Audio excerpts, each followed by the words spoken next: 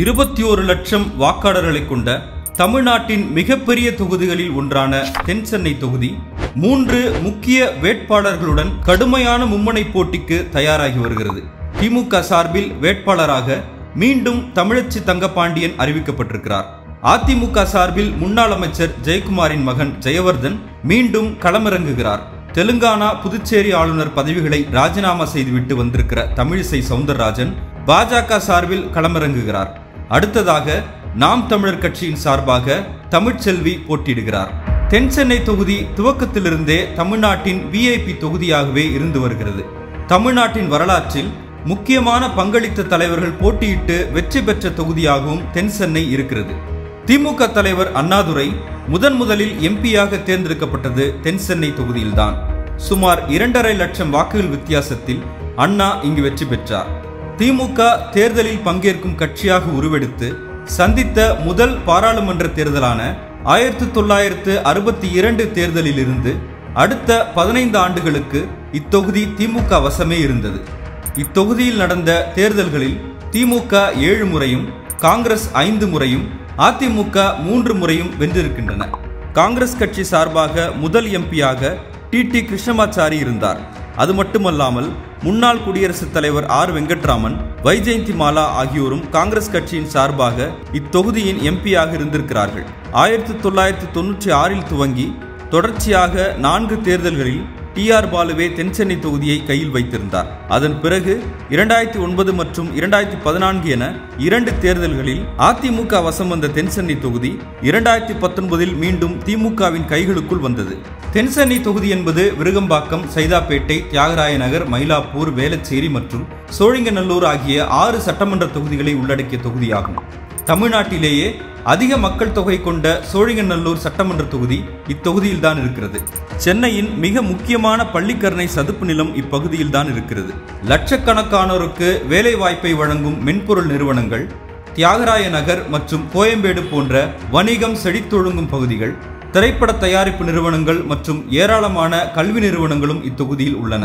எங்கு பார்த்தாலும் சூழ்ந்திருக்கும் டிராபிக், குடிநீர் பிரச்சனை, மழைநீர் வடிகால் பிரச்சனை, கழிவுநீர் கால்வாய்கள் முறையாக அமைக்கப்படாதது போன்றவை இத்தொகுதியின் கவனிக்கத்தக்க பிரச்சனைகளாக உள்ளன. 2019 பாராளுமன்ற தேர்தலில் திமுக சார்பில் போட்டியிட்ட தமிழச்சி தங்கபாண்டியன் அவரை எதிர்த்து போட்டியிட்ட ஜெயவர்தனை காட்டிலும் 2,60,000 வாக்குகள் அதிகம் பெற்று வெற்றி பெற்றார். 2019 பாராளுமன்ற தேர்தலில் தென்சென்னை தொகுதிக்கு உட்பட்ட 6 சட்டமன்ற தொகுதிகளிலும் தமிழச்சி தங்கபாண்டியன் பெற்ற வாக்குகளின் விவரங்களை 2021 சட்டமன்ற தேர்தலில் 6 திமுக வேட்பாளர்கள் பெற்ற வாக்குகளுடன் ஒப்பிட்டு பார்க்கும்போது அந்த 2 ஆண்டுகளில் தொகுதியில் நடந்த சில முக்கியமான மாற்றங்கள் நமக்கு தெரிய வருகின்றன. முதலில் விருகம்பாக்கம் தொகுதி 2019 பாராளுமன்ற தேர்தலில் விருகம்பாக்கம் சட்டமன்ற தொகுதிக்கு உட்பட்ட வாக்குச்சாவடிகளில் தமிழச்சி தங்கபாண்டியன் அதிமுகவின் ஜெயவர்தனை விட 36,052 வாக்குகள் அதிகம் பெற்றிருந்தார். 2021 சட்டமன்ற தேர்தலில் திமுக வேட்பாளர் ஏஎம்பி பிரபாகர் அதிமுக வேட்பாளரை காட்டிலும் 18,367 வாக்குகளே அதிகம் பெற்றிருந்தார். 2019 நாடாளுமன்ற தேர்தலுடன் ஒப்பிடும்போது 2021 சட்டமன்ற தேர்தலில் திமுக வெற்றி பெற்ற வாக்கு வித்தியாசம் என்பது பாதியாக குறைந்திருக்கிறது.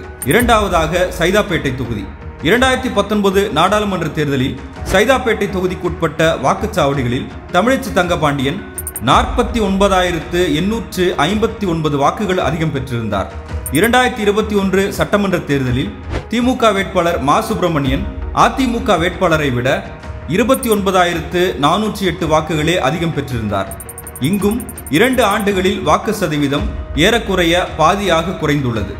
மூன்றாவதாக தியாகராய நகர் தொகுதி 2019 அதிமுக வேட்பாளரை விட 11,734 வாக்குகள் அதிகம் பெற்றிருந்த திமுக 2021 வெறும் 137 வாக்குகள் வித்தியாசத்தில் தான் வெற்றி பெற்றது. நான்காவதாக மயிலாப்பூர் தொகுதி. இத்தொகுதியில் 2019 நாடாளுமன்ற தேர்தலில் வாக்கு வித்தியாசமாக 31,779 வாக்குகள் அதிகம் பெற்ற திமுக 2021 சட்டமன்ற தேர்தலில் 12,663 வாக்குகளே அதிகம் பெற்றிருந்தது. ஐந்தாவதாக வேளச்சேரி தொகுதி 2019 34,734 வாக்குகள் அதிகம் பெற்ற திமுக 2021 சட்டமன்ற தேர்தலில் அதே திமுக கூட்டணி 4352 வாக்குகளே அதிகம் பெற்றது. 2 ஆண்டுகளில் திமுக கூட்டணியின் வாக்குகள் கிட்டத்தட்ட 8 மடங்கு குறைந்திருந்தது. 6வதாக சோழிங்கநல்லூர் தொகுதி. 2019இல் 96,930 வாக்குகள் அதிகம் பெற்ற திமுக 2021இல் 35,405 வாக்குகளே அதிகம் பெற்றிருந்தது. 6 தொகுதிகளிலும் திமுக வெற்றி பெற்ற போதும் மொத்தமாக சேர்த்து பார்க்கும்போது 2019இல் 2,62,000 இருந்த திமுகவின் வெற்றி வித்தியாசம் 2021 சட்டமன்ற தேர்தலில் 1,00,000 வாக்குகளாக குறைந்தது. ஒரு பக்கம் வாக்கு வித்தியாசம் குறைந்திருந்தாலும் இன்னொரு பக்கம் தென்சென்னை தொகுதியில் கணிசமான வாக்குகளை பிரித்த மக்கள் நீதி மையம் இம்முறை திமுக கூட்டணியில் இணைந்திருப்பது திமுகவிற்கு இத்தொகுதியில் கூடுதல் பலமாகவே அமையும். தமிழச்சி தங்கபாண்டியனை பொறுத்தவரை பாராளுமன்றத்தில் தமிழ்நாட்டின் ஆக்டிவான எம்பிக்களில் ஒருவராக இருந்திருக்கிறார். தமிழ்நாட்டின் எம்பிக்களிலேயே அதிகமாக 8 தனிநபர் மசோதாக்களை பாராளுமன்றத்தில் கொண்டு வந்திருக்கிறார். 292 கேள்விகளை எழுப்பியதுடன் 63 பாராளுமன்ற விவாதங்களிலும் கலந்து கொண்டிருக்கிறார். தன்னை ஒரு சிறந்த பாராளுமன்றவாதியாக முன்வைத்து தமிழச்சி பிரச்சாரம் செய்ய முடியும் என்பது அவரின் பலம். ஆனால் களத்தில் கட்சியினரோடு இணைந்து பணியாற்றுவது என்ற இடத்தில் தமிழச்சியின் செயல்பாடுகள் கொஞ்சம் வீக்கானதாகவே இருக்கிறது. இதன் காரணமாக தொகுதியில் பிரச்சார பணிகள் முழுவீச்சில் தீவிரமடையாத ஒன்றாகவே இருப்பதை பார்க்க முடிகிறது. அதேபோல உள்ளாட்சி பிரதிநிதிகளான கவுன்சிலர்கள் போன்றோரின் செயல்பாடுகள் மக்களிடையே அதிருப்தியை ஏற்படுத்தி இருப்பதும் இத்தொகுதியில் திமுகவின் முக்கியமான மைனஸாக இருக்கிறது. மேலும் 2023 டிசம்பர் மாதத்தில் சென்னையில் ஏற்பட்ட பெருவெள்ளத்தில் தென்சென்னை தொகுதி மக்கள் அடிப்படை வசதிகளின்றி பாதிக்கப்பட்ட விவகாரமும் தேர்தலில் எதிரொலிக்கும் வாய்ப்பு இருக்கிறது என்பதும் திமுகவிற்கான வாய்ப்புகளை கடுமையாக்கும் காரணியாக இருக்கிறது. அதிமுகவை பொறுத்தவரை கடந்த முறை பாமக, பாஜக, தமாக, புதிய நீதி கட்சி உள்ளிட்ட கட்சிகள் கூட்டணியில் இருந்தன.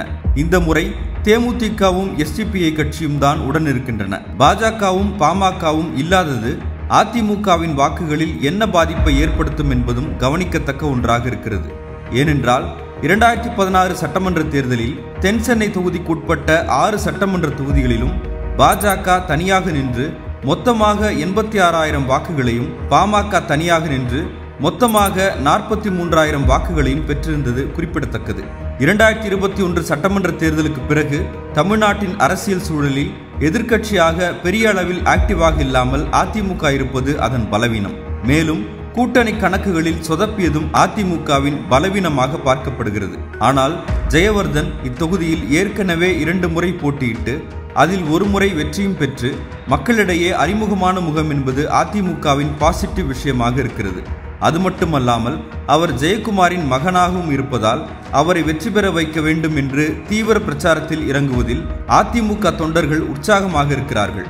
மேலும் தொகுதியில் ஆளுங்கட்சியின் மீதான அதிருப்தியை எப்படியாவது தங்கள் வசமாக்கிக் கொள்ள வேலை திட்டங்களை வகுத்து வருகிறார்கள் அதிமுகவினர். பாஜக கூட்டணியிலிருந்து வெளியேறியதன் மூலமும் எஸ்டிபிஐ கட்சியுடன் கூட்டணி வைத்திருப்பதன் மூலமும் சிறுபான்மையினரின் வாக்குகளை அதிக அளவில் பெற முடியும் என்ற நம்பிக்கையிலும் இறங்குகிறது அதிமுக. மேலும் ஜெயவர்தன் மீனவர் சமூகத்தை சேர்ந்தவர் என்பதால் இத்தொகுதியில் உள்ள மீனவ மக்களின் வாக்குகளை குறிவைத்து பிரச்சாரம் செய்ய முடியும் என்பதும் அவரது பலம். இப்படியான பாசிட்டிவ்களை தன் பக்கம் வைத்துக்கொண்டு தென் சென்னையை தன்வசமாக்க பல திட்டங்களை வகுத்து வருகிறது அதிமுக. தமிழிசை சவுந்தரராஜனின் முகம் மக்களுக்கு அறிமுகமான முகம் என்பது பாஜகவின் பாசிட்டிவ் விஷயங்களில் முதன்மையானது. பாஜகவின் முன்னாள் மாநில தலைவர் என்பதாலும் ஆளுநர் பதவியில் இருந்தவர் என்பதாலும் அவரை எப்படியாவது வெற்றி பெற செய்ய வேண்டும் என்று பாஜக தொண்டர்கள் அதிக கவனம் செலுத்தி வேலை செய்வார்கள் என்பது அவருக்கு கூடுதல் பலம். மற்ற தொகுதிகளை காட்டிலும் பிராமண சமூகத்தை சேர்ந்தவர்கள் தென் சென்னையில் கொஞ்சம் கூடுதலாக இருப்பதும் பாஜகவிற்கான பலங்களில் ஒன்று. அதே சமயம் பாஜக அரசின் கடந்த கால 10 ஆண்டுகளில் ஏற்பட்டிருக்கும் விலைவாசி உயர்வு மக்களிடையே பல அதிருப்திகளை ஏற்படுத்தியிருக்கிறது. குறிப்பாக சிலிண்டர் விலை 1150 ரூபாய்க்கு சென்றது, பெட்ரோல் விலை 110 ரூபாய்க்கு சென்றது போன்றவை தேர்தலில் எதிரொலிப்பதற்கான வாய்ப்புகள் அதிகமாக இருக்கின்றன. தேர்தல் நேரத்தில் விலை குறைக்கப்பட்டிருந்தாலும் இந்த விலையேற்றங்கள் கணிசமான விளைவை ஏற்படுத்தவே செய்யும். பாஜக கூட்டணியிலிருந்து அதிமுக விலகியது பாஜகவிற்கு மிகப்பெரிய மைனஸ் என்றே சொல்லலாம். திமுகவை எதிர்த்து கடுமையான பிரச்சாரத்தினை பாஜக தேர்தலுக்கு முன்பிருந்தே தொடர்ச்சியாக மேற்கொண்டு வருவதால் திமுக மீது மக்களுக்கு இருக்கும் அதிருப்தியை பாஜகவிற்கான வாக்காக மாற்ற முடியும் என்று முழு நம்பிக்கையுடன் களத்தில் இறங்குகிறார் தமிழிசை சவுந்தரராஜன். இன்னொரு பக்கம் வெற்றி பெறுவதற்கான வாய்ப்பு குறைவாகவே இருந்தாலும் நாம் தமிழர் கட்சி பிரிக்கும் வாக்குகளும் இத்தேர்தலில் முக்கியமானதாகவே அமையும். 2019 தேர்தலில் தென்சென்னை தொகுதியில் 50,000 வாக்குகளை பெற்ற நாம் தமிழர் கட்சியின் வாக்கு எண்ணிக்கை 2021 தென்சென்னை தொகுதிக்குட்பட்ட அனைத்து சட்டமன்ற தொகுதிகளிலும் சேர்த்து 92,000 அதிகரித்திருக்கிறது என்பதும் கவனிக்கத்தக்கது. ஒட்டுமொத்தமாக பார்க்கும்போது அதிமுக கூட்டணி உடையாமல் இருந்திருந்தால் திமுகவிற்கு தென்சென்னையில் மிக கடுமையான நெருக்கடி ஏற்பட்டிருக்கும் என்பதை மறுக்க முடியாது. திமுக ஆட்சியின் மீதும் திமுகவின் உள்ளாட்சி பிரதிநிதிகளின் மீது உள்ள அதிருப்தியை பயன்படுத்திக் கொள்ள அதிமுக பாஜக 2 கூட்டணிகளும் கடுமையாக முயற்சித்து வருகின்றன. பாஜக ஆட்சியின் மீதுள்ள அதிருப்தியை பயன்படுத்திக் கொள்ள திமுகவும் முழுவீச்சில் இறங்கியுள்ளது. உண்மையிலேயே தென்சென்னை தொகுதியின் குரலாக பாராளுமன்றத்தில் ஒலிக்கப் போவது யார் என்பது ஜூன் 4ஆம் தேதிதான் தெரியவரும். மின்னம்பலம்.com தமிழின் முதல் மொபைல் பத்திரிகை.